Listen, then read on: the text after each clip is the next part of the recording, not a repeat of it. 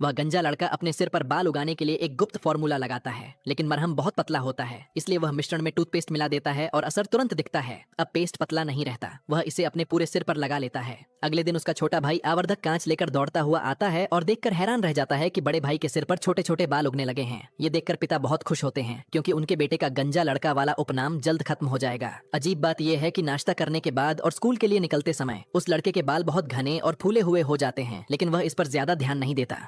लेकिन जैसे ही वह स्कूल पहुंचा, उसके दोस्त उसका मजाक उड़ाने लगे, क्योंकि उन्हें लगा कि उसने वह विग पहनी है, क्योंकि पहले वह सच में विग पहन चुका था और शुरुआत में वह खुश था, लेकिन फुटबॉल खेलते समय वह विग अनजाने में गिर गई और उसे बहुत शर्मिंदगी हुई। उसके दोस्त उसे हंसकर चिढ़ाने भी लगे, इसलिए उस लड़के ने जानबूझकर उन्हें उसके बाल खींचने दिया ताकि उन्हें यकीन हो जाए। लेकिन पढ़ाई के दौरान उसके बाल तेजी से बढ़ते रहे। सिर्फ एक दिन में उसके बाल उसके पूरे चेहरे को ढकने लगे, जिससे उसे खाने में दिक्कत होने लगी। उसके बाल लगातार लंबे होते गए और उसे सोने में परेशानी होने लगी। आराम से सोने के लिए उसे अपने बाल रस्सी से बांधकर ऊपर लटकाने पड़ते थे, बिस्तर पर टिककर। इसलिए हर सुबह उसके माता पिता में से किसी एक का काम उस लड़के के बालों को संभालना होता था। वे बाल उसके लिए परेशानी भी बन गए थे, क्योंकि तेज हवा या मूसलाधार बारिश में उसके बाल उड़कर बिखर जाते और घास पर फैल जाते। उन घने और खूबसूरत बालों का पूरा फायदा उठाने के लिए उसके पिता ने तुरंत उस लड़के को विग की फैक्ट्री भेज दिया। फिर वह लड़का असेंबली लाइन पर लेट गया और विग की फैक्ट्री के लिए कच्चे माल का सप्लायर बन गया।